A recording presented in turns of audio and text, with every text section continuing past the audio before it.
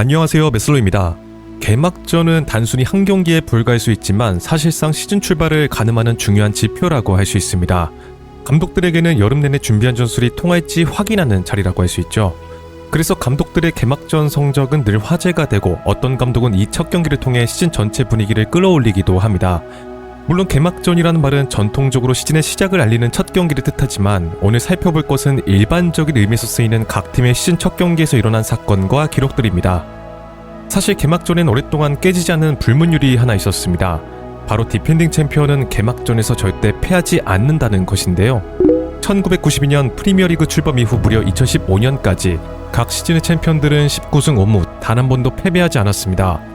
물론 무승부로 간신히 기록을 이어나간 순간들도 있었지만 불문율은 끈질기게 유지됐는데요.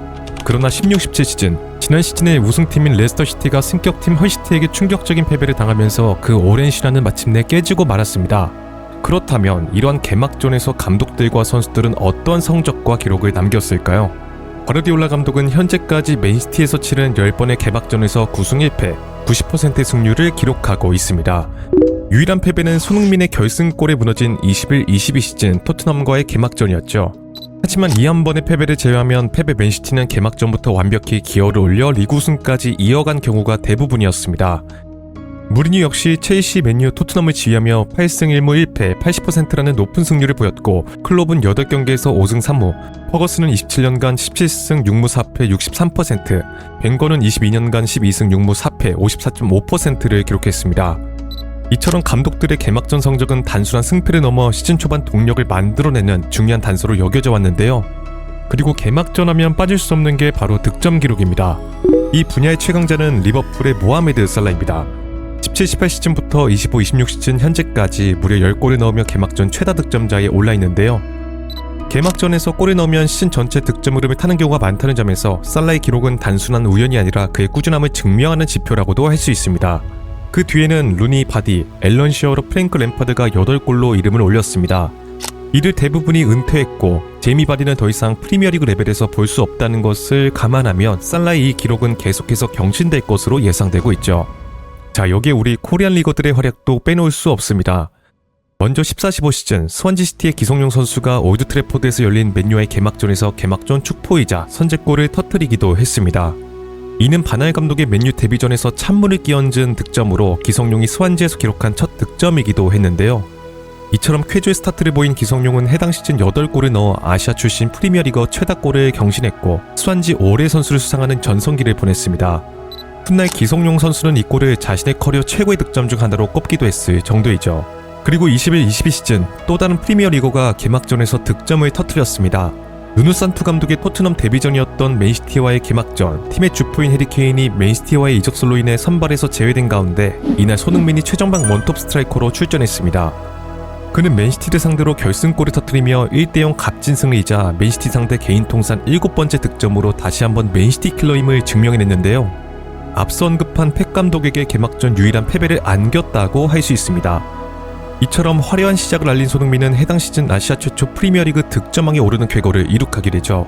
토트넘 입장에서는 케인이 없어도 해낼 수 있다라는 메시지를 던져줬던 개막전이었다고 할 수 있었습니다. 그리고 개막전은 때때로 구단의 역사에 길이 남을 드라마를 써내기도 합니다.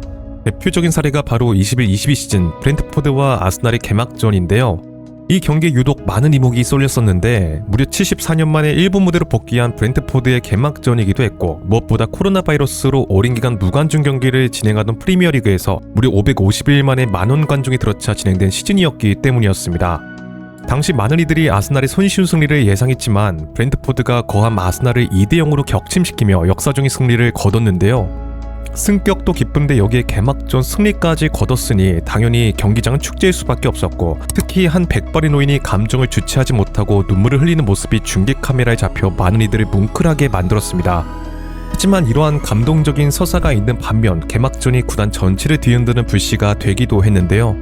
바로 15-16 시즌 개막전 첼시와 스완지시티의 경기에서 불거진 닥터 에바 카네이루 사건입니다. 당시 첼시는 지난 시즌 우승 트로피를 들어올리며 행복한 날들을 보내던 것과 달리 프리시즌 커뮤니티 쉴드에서 아쉬운 경기력과 결과로 썩 좋지 않은 분위기를 이어나가고 있었습니다. 이러한 상황에서 스완지시티와의 개막전을 치르게 되었는데 골키퍼 크루트와의 퇴장으로 삐걱거리던 첼시는 스완지와 2대2로 맞섰습니다.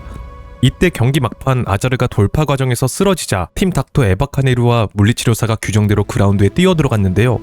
그런데 이 순간 무리뉴 감독이 공개적으로 의료진에게 불만을 표현하며 강하게 질책했습니다.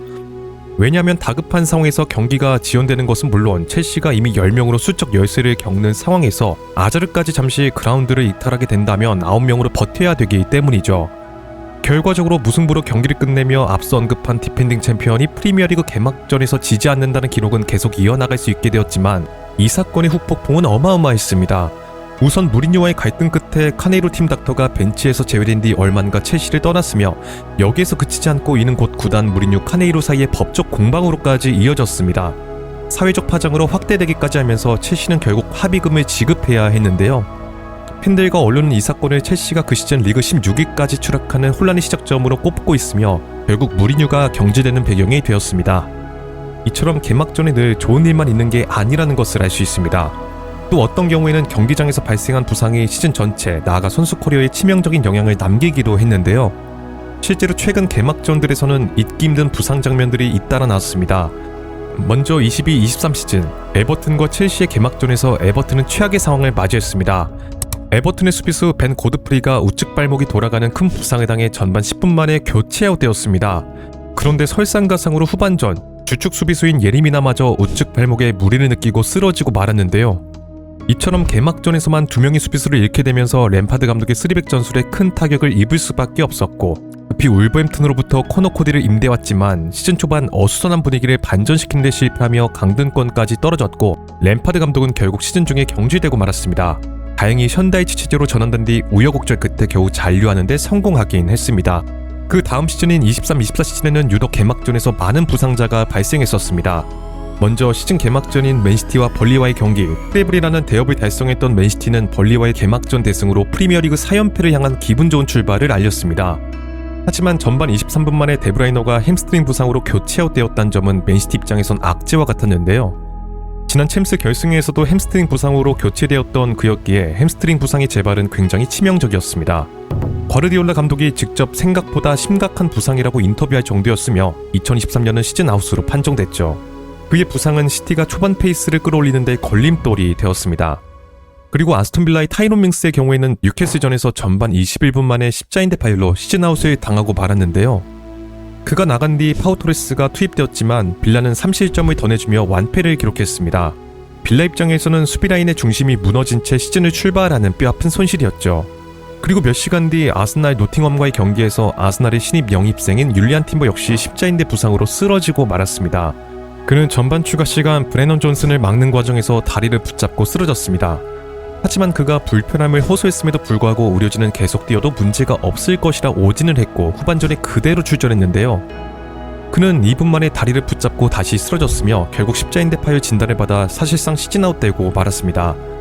이로 인해 아르테타 감독은 전술 플랜을 바꿔야 했고 이는 우승 경쟁에 있어서 아스날이 결정적인 뒷심 부족을 드러내는 원인이 되기도 했죠. 그리고 지난 24-25 시즌에는 노팅엄의 다닐루가 본머스와의 개막전에서 발목 골절을 당하는 안타까운 부상을 당했습니다. 촉망받았던 그는 이 부상으로 사실상 커리어가 꺾이며 조용히 브라질 무대로 돌아가야 했는데요.